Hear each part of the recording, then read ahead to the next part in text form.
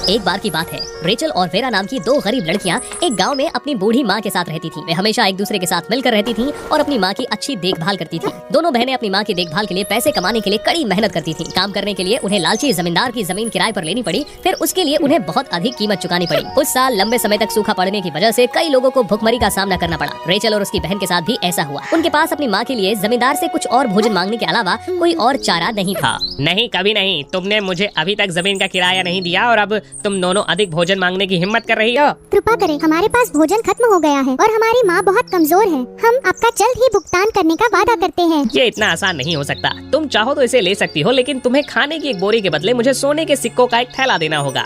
यदि तुम इसका भुगतान ना कर सकी तो तुम दोनों को जीवन भर मेरा गुलाम बनकर रहना पड़ेगा। वो अपनी माँ को अब और भूखा नहीं रहने दे सकते थे, इसलिए रेचल और वेरा को उसकी बात को स्वीकार करना पड़ा। तो मेरे पास दो और गुलाम हैं जो मेहनती और सुंदर दोनों हैं। वे खाना लेकर घर लौट आए। अपनी माँ की अच्छी देखभाल करने के बाद चर्चा की। मैंने सुना है कि इस क्षेत्र के एक पहाड़ की चोटी पर खजाना पड़ा है, लेकिन उसका सही स्थान किसी को भी नहीं पता। अगर हम इसे खोज लेते हैं तो हम अपने सभी कर्ज चुका सकते हैं। तो चलिए इसे ढूंढते हैं, भाग्य हमारा साथ जरूर देगा। तब रेचल और वेरा ने एक साथ खजाना खोजने का फैसला किया। उन्होंने रास्ते में किसी से पूछा, लेकिन कुछ भी पता नहीं चला। कितना मूर्ख हो! अगर मुझे पता होता कि वो खजाना कहाँ है तो मैं खुद ही उसे नहीं ले जाता। मैं तुम्हें क्यों दिखाता कि कहाँ छिपा है। जंगल में घूमते हुए बहनों ने अचानक एक सुंदर हिरण को एक पेड़ के पास भयंकर भेड़ियों द्वारा घिरे हुए देखा। बेचारा छोटा हिरण, मैं इसे भेड़ियों द्वारा खाते हुए नहीं देख सकती। एक मशाल पकड़े हुए रेचल बहादुरी से भेड़ियों का पीछा करने के लिए दौड़ी, इसीलिए वे सब भाग गए। उन्होंने छोटे हिरण को सफलता से बचा लिया। डरो मत, तुम सुरक्षित हो। कितना सुंदर है, क्या हम इसे अपने साथ ले जाएं?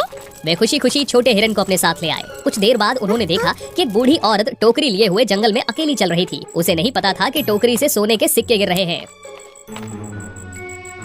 अगर हम ये सोने के सिक्के ले लेते हैं तो हमारे पास खजाना ढूंढने का संघर्ष किए बिना पर्याप्त पैसे होंगे, लेकिन वे उस गरीब बूढ़ी औरत के हैं। इन पैसों के बिना उसका क्या होगा? फिर वेरा और उसकी बहन ने सोने के सिक्के इकट्ठा करने का फैसला किया और खुशी खुशी सभी सिक्कों को उसे लौटा दिया। दादी माँ, आपकी टोकरी में छेद हुआ है। ये सोने के सिक्के आपकी टोकरी से गिर गए हैं। बूढ़ी औरत प्रसन्न हुई। वो अचानक एक सुंदर परी में बदल गई।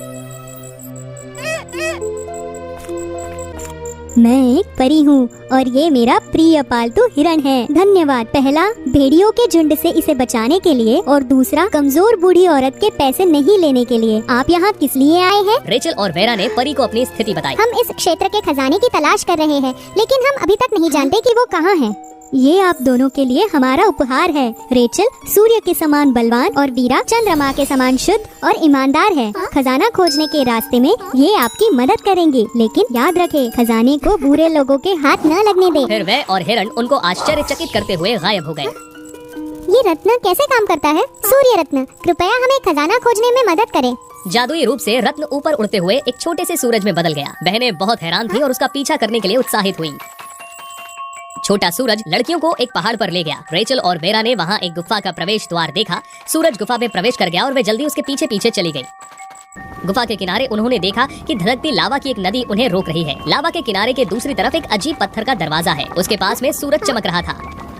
ऐसा लगता है कि पत्थर के दरवाजे के पीछे वो जगह है जिसे हम खोज रहे हैं, लेकिन हम लावा के इस नदी को कैसे पार कर सकते हैं? ये मुझे कोशिश करने दो। चंद्रमा रत्न, कृपया लावा के इस नदी को पार करने में हमारी मदद करें। जैसे ही वेरा ने बोलना खत्म किया, वह रत्न तुरंत लावा नदी के दोनों किनारों को जोड़ते हुए एक जगमगाते चांद के पुल के रूप में बदल गया। उन्होंने उत्साह से पुल को दूसरी ओर जाते हुए पार किया। रेचल के पास सूर्य रत्न लौट आया। उन्होंने पत्थर के दरवाजे को धक्का दिया और जो कुछ उन्होंने देखा उससे वो चकित रह गयी। ये बहुत ज्यादा खजाना था जो कीमती सोने चांदी से भरा हुआ था। उन्होंने खुशी खुशी अपने थैले सोने से भर लिए। उनके बाहर आने के बाद पत्थर का दरवाजा फिर से बंद हो गया।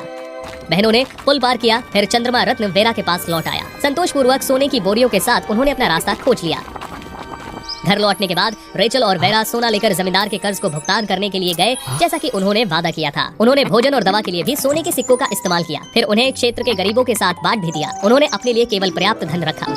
कितनी अजीब बात है, वे हमेशा से इतने गरीब रहे हैं, अचानक उनके पास इतना पैसा कैसे है? अविश्वसनीय। मुझे उनके पास जाकर पूछताछ करनी पड़ेगी। ये सोचकर जमींदार और उसका नौकर रेचल के घर पूछने आए। मैं चाहता हूँ कि तुम मुझे सच सच बताओ, मेरे कर्ज को चुकाने के लिए तुम्हारे पास पैसे कैसे हो सकते हैं, और उसके बाद भी गरीबों को बांटने के लिए पर्याप्त पैसा बचा है? क्या तुमने चोरी की या कोई बुरा काम किया? जमींदार, हमने कुछ भी गलत नहीं किया है, हमने उन पैसों की खोज करी है।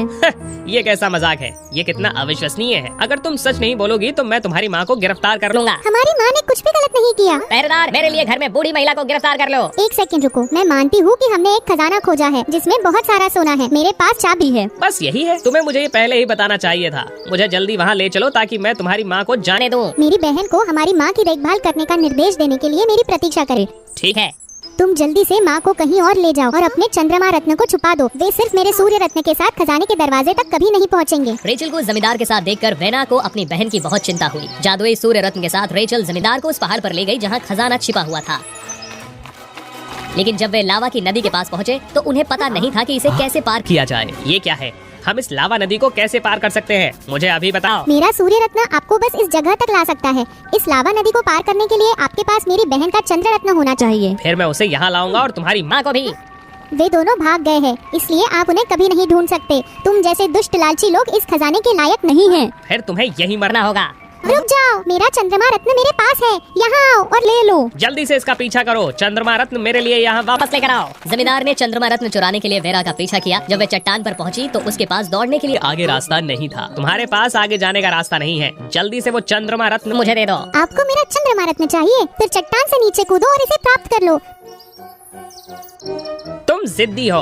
फिर तुम्हें वहाँ नीचे जाकर उसे मेरे लिए ढूंढना होगा। मेरी बहन से दूर हो जाओ। रेचल ने दौड़कर जमींदार के नौकर को चट्टान के नीचे धकेल दिया और अपनी बहन को बचा लिया। चट्टान पर जमींदार से दोनों बहनें भिड़ गईं। फिर वो फिसल गया और गिरने ही वाला था, लेकिन जल्दी से उसने वेरा का हाथ पकड़कर उसे अपने साथ नीचे खींच लिया। मैं यहाँ नीचे अकेला नहीं गिरूंगा। ये खतरनाक है रेचल, कृपया मेरा हाथ छोड़ दो। कभी नहीं, कसकर पकड़ो वीरा, मैं तुम्हें गिरने नहीं दूंगी। जब वे सीधे चट्टान में गिर रहे थे, एक चमत्कार हुआ। उनके सूर्य और चंद्रमा रत्न अचानक प्रकट हुए, जिससे उन्हें ऊपर की ओर उड़ने में मदद मिली और केवल दुष्ट जमींदार सीधे खाई में गिर गया। रेचल और वेरा ये देखकर बहुत खुश हुई कि वे पहाड़ की चोटी पर सुरक्षित थीं। अविश्वसनीय, परी के जादुई उपहारों ने हमें बचा लिया। रेचल और वीरा, आप दोनों बहादुर थे और खजाने को गलत लोगों के हाथों में जाने से बचाने के लिए तुम लोग मेरे उपहार के हकदार हो। सूर्य और चंद्रमा बहनों के हाथों में फिर से रत्न बन गए। उन्होंने परी को अलविदा कहा और अपनी बूढ़ी माँ के पास लौट आए। उन्हें ग्रामीणों द्वारा सम्मान मिला और वो हमेशा के लिए खुशी से रहते रहे।